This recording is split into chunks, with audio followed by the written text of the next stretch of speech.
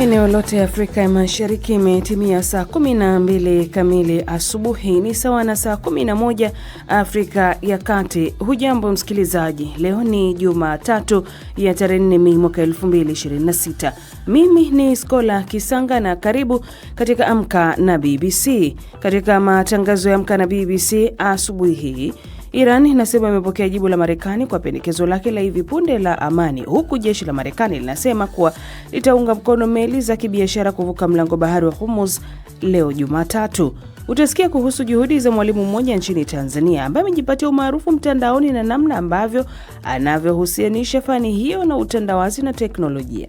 Watoto wetu wengi wa kiume zama hizi hatuzungumzi nao, hatuwaambii ukweli. Kwa hiyo kitu ambacho kinakosekana ni watu kuwapa taarifa na maarifa sahihi.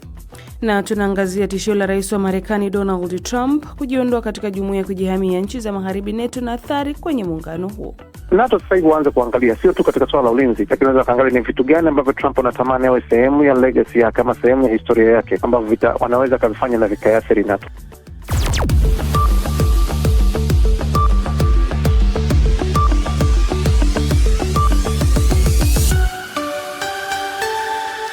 Naam, awali yote ni muktasari wa habari za ulimwengu na utasomwa kwako na mwenzangu Nasteha Mohamed. Nasteha, karibu.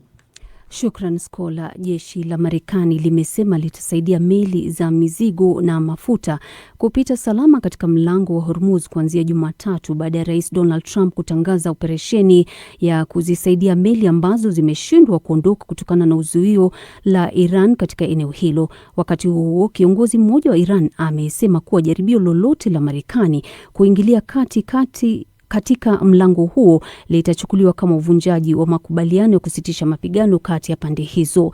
Meli nyingi pamoja na wafanyikazi wake wamekwama na kushindwa kuvuka mlango wa Hormuz tangu Israel na Marekani zilipoanzisha mashambulizi dhidi ya Iran mwishoni mwa mwezi Februari. Takriban watu 3 wameripotiwa kufariki dunia huku mwingine mmoja akilazwa katika chumba cha wagonjwa mahututi kufuatia mlipuko wa ugonjwa mkali wa mfumo wa upumuaji ndani ya meli ya kitalii katika bahari ya Atlantic. Esther Luambano anaeleza zaidi. Shirika la Afya Duniani WHO limesema vipimo vimethibitisha mtu mmoja kuambukizwa hantavirus huku watu wengine 5 wakishukiwa kuambukizwa. Maambukizi ya hantavirus ambayo kwa kawaida huenezwa na panya yanaweza kusababisha homa ya kuvuja damu mwilini pamoja na maradhi makali ya mfumo wa upumuaji. Meli hiyo ambayo inaaminika kuwa na uwezo wa kubeba takriban abiria 170 iliripotiwa kuwa ikisafiri kutoka Argentina kuelekea Cape Verde. Wakati meli hiyo ikiwa jirani na pwani ya Afrika ya Kusini, abiria waliougua walipelekwa Johannesburg kwa matibabu. WHO imesema juhudi za kimataifa za kukabiliana na tatizo hilo zinaendelea na kwamba inafanya kazi kwa karibu na waendeshaji wa meli hiyo pamoja na mamlaka husika za eneo hilo. Chancellor wa Ujerumani Friedrich Merz amejaribu kupunguza mvutano kati yake na Rais Donald Trump kuhusu vita vya Iran, akisema hajaacha kushirikiana na rais huyo wa Marekani. Katika mahojiano na televisheni ya Ujerumani, Merz alisema bado anaamini kuwa Marekani ni mshirika muhimu zaidi wa Ujerumani ndani ya muungano wa jumuiya ya kujihami ya NATO. Lazima nikubali kwamba rais wa Marekani ana mtazamo tofauti na wetu kuhusu masuala haya, lakini hilo halibadili ukweli kwamba bado ninaamini wa Marekani ni washirika muhimu kwetu, tena muhimu zaidi ndani ya muungano wa NATO, na kwamba tuna maslahi ya pamoja kwa Ulaya na Marekani kufanya kazi pamoja kumaliza mzozo huu, na pia kwa mfano kumaliza mzozo na vita nchini Ukraine. Wakili mashuhuri na mkosoaji mkubwa wa serikali ya kijeshi ya Mali ametekwa nyara katika mji mkuu Bamako. Jamaa wa familia ya wakili huyo ambaye alishuhudia tukio hilo amesema kuwa Moutaga Tall alichukuliwa na wanaume waliokuwa wamevalia barakoa, huku malalamiko rasmi yakiwasilishwa kwa mamlaka. Hii ni BBC. Vyombo vya habari vinavyohusiana na serikali ya Iran vinasema kwamba Iran imepokea jibu la Marekani kwa pendekezo lake la hivi punde la amani. Msemaji wa Wizara ya Mambo ya Nje ya Iran anasema jibu hilo limetolewa kupitia Pakistan na sasa linapitiwa upya. Marekani hata hivyo bado haijathibitisha rasmi kwamba imeijibu Tehran.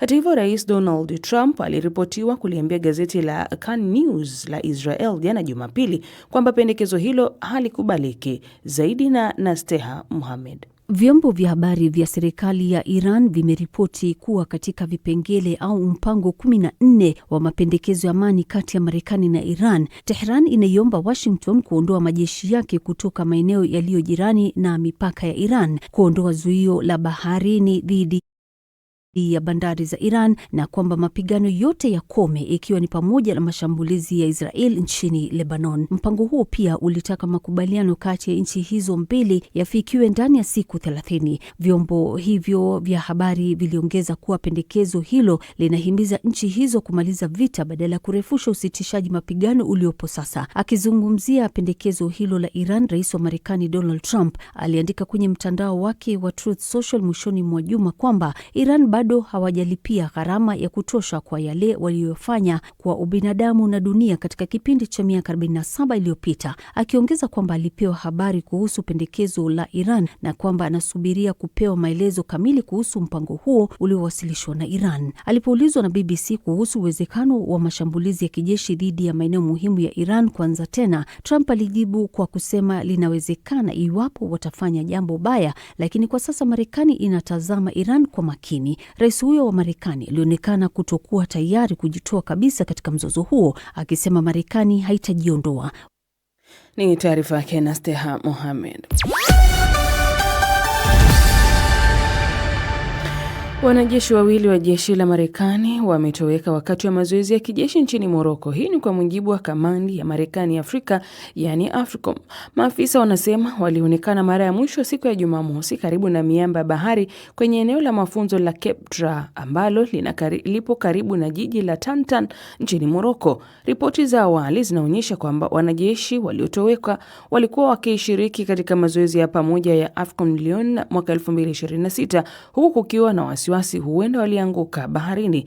Zaidi na Phyllis Mwate. AFRICOM imesema kwamba waliripotiwa kupotea siku ya Jumamosi karibu na eneo la mazoezi la Cape Dra ambalo liko karibu na mji wa Tantan nchini Morocco. Maafisa vilevile wamesema kwamba operesheni ya kuwatafuta na ya uokoaji inayohusisha vikosi vya ardhini, angani na majini kutoka Marekani, Morocco na nchi nyingine inaendelea kuwasaka wanajeshi hao. Mamlaka zinaamini kwamba tukio hilo lilikuwa ajali na kwamba halikuwa kitendo cha ugaidi au utekaji nyara. African Lion ni zoezi kubwa zaidi la kijeshi la pamoja barani Afrika linalofanyika kila mwaka na huandaliwa katika nchi za Morocco, Ghana, Senegal na Tunisia. Zoezi hilo hulenga operesheni za pande zote, kukabiliana na majanga na uratibu wa kimataifa ili kuimarisha usalama wa kikanda na kujiandaa kwa matukio ya dharura. Zoezi hilo ambalo linahusisha wanajeshi 5,000 kutoka zaidi ya nchi 40 pamoja na zaidi ya washirika 30 wa sekta ya kijeshi kutoka Marekani limepangiwa kufanyika kuanzia tarehe 27 Aprili hadi tarehe 8 mwezi huu wa Mei. Naam, ni taarifa yake Phyllis Mwate. Na mashindano makubwa ya riadha duniani World Athletic Leagues mwaka 2026 yamefanyika mjini Gaborone, Botswana, yakileta pamoja zaidi ya wanariadha 700 kutoka mataifa 40 kushindania ubingwa na nafasi za kushiriki mashindano ya dunia yajayo. Hii ikiwa ni mara ya kwanza kwa mashindano hayo yanafanyika barani Afrika. Tukio hilo limeweka historia kubwa kwa Botswana na Afrika nzima. Mwanariadha wa mbio za mita 100 Ferdinand Omanyala amezungumza na mwandishi wa BBC Celestine Caronei na anaanza kwa kujadili umuhimu wa mashindano haya makubwa ya kwanza ya riadha kwa wanariadha wakubwa kufanyika barani Afrika. Imekuwa poa cause hatujaipata such competitions in Africa na unaweza ona tu vile mafans wako excited because imewaletwa kwa doorstep yao, so nimelike sana hii competition and I hope that wataendelea kutuletea more competitions in Africa because this is what inspires the next generation. Na hapo kwenu Kenya mmebaki kidogo tu mfuzu kwa mashindano ya dunia, lakini labda unaweza sema vipi kwa jinsi ambavyo timu ya taifa ya 4x1 imeshiriki mashindano haya? Tumekimbia poa sana na najua tutakuwa Beijing. I'm very sure because wanachukua 24 teams of which as of now tuko number 11, so najua inaenda kuwa fiti because sioni kama kuna any other challenge yenye inaenda kutupata in the next 1.5 years. Yeah. Labda ni wapi unaona Kenya inabidi itilie manani katika mbio hizi za 4x100 meters relay ili muweza kuwa tunasema competitive kwa mashindano haya? tunahitaji tu more competitions. Kila time wakipata chance wa compete. Na najua itakuwa sawa because na cheki jana tulikuwa a bit sluggish, lakini leo tumecome up, tumeshow up, tumeperform poa, national record, which at least tumetoka na kitu. So but niko happy that in wiki moja tutakuwa na African Championships and then there are more competitions plus Commonwealth Games. Sana jua hizo tutatumia kusharpen. Kwako wewe binafsi kama Ferdinand Omanyala, umekuwa na tayari msimu huu umekimbia mbio ya mita 100 kwa muda wa chini ya sekunde 10. Na unajua kila mtu anasema Ferdinand Omanyala amerudi baada ya labda 2025 ambayo ilikuwa na matatizo kidogo kwako. Sijui unajihisi vipi kwa sasa na matumaini ya mwaka huu ya msimu huu ni nini? Imekuwa season poa. Siwezi sema ati nimerudi, niko tu better. Niko better than nilikuwa last year, because last year bado nilikuwa nakimbia 10-0 which ilikuwa fast. Nilikuwa bado napata medali kwa Diamond Leagues and all that. But hii mwaka nimekuja better. My second race already nilikuwa naenda under 10 seconds. So it's ni kitu motivational for me this season kwa sababu based on last year injuries asijakimbia under 10 and then in 8 days nakuja nakimbia under 10 seconds. Ni motivation. So now tunarudi tu back to the drawing board for the next month or 3 weeks and then tuonekana tunaweza improve tena hizo times tuingie 9-8 hivyo. Ni Ferdinand Omanyala, mwanariadha huyo wa Kenya kama alivyozungumza hapo na mwandishi wa BBC Celestine Karoni. Na bado tunasalia katika masuala haya ya michezo. Twenzetu tunaye Florian Kaijage hapa. Sana Skola Kisanga. Tuanzie nchini Italia ambako klabu ya Inter Milan wametua rasmi ubingwa wa ligi kuu ya nchi hiyo maarufu Serie A kwa mara ya 21 baada ya kuwachapa Parma 2-0. Huku akihitaji alama moja tu kuchukua ubingwa huo almaarufu Scudetto, na ikibakia michezo mitatu kabla ya ligi hiyo kufikia tamati, Marcus Thuram na Enrique Mkhitaryan walipachika magoli muhimu katika dimba la San Siro. Inter ambao mara ya mwisho walitoa ubingwa wa Serie A mwaka 2024 wamekusanya alama 12 zaidi dhidi ya mabingwa Trezi Napoli. Naona umepata shati ya mabingwa. Pole kidogo.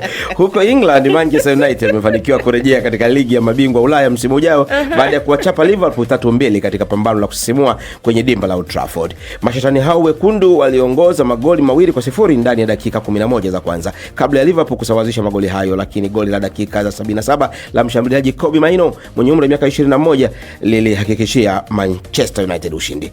Huko England, wakati mapambano ya kuwania ubingwa yakiendelea kati ya Arsenal na Manchester City, vita vya kuepuka kushuka daraja navyo havijapoa. Tottenham Hotspur ilijipatia ushindi muhimu 2-1 dhidi ya Aston Villa na kujiweka alama moja juu ya mstari wa kushuka daraja ikibakia michezo mitatu kabla ligi kumalizika. Wolves na Burnley tayari zimeshuka daraja na imebakia nafasi moja kucheza Championship msimu ujao. Vita kati ya Nottingham Forest, Spurs na West Ham ndio hivyo ya kuepuka kushuka daraja. Leo wasijui kama hii pia wana jezi nyeupe. Kuna michezo miwili. Saa 11 jioni Chelsea isiyo na kocha mkuu inaikaribisha Nottingham Forest huko Everton wakiwa wenyeji wa Manchester City. Twende Tanzania. Pole kidogo kwanza. Katika mashindano ya magari yaendayo kasi, dereva kijana Kim Antonelli ameibuka kinara wa Miami Grand Prix kwa mara ya 3 mfululizo, ambapo jambo ambalo bingwa wa dunia wa mwaka 96 Dan Monhill ameeleza kuwa ni jambo maalum au la kipekee.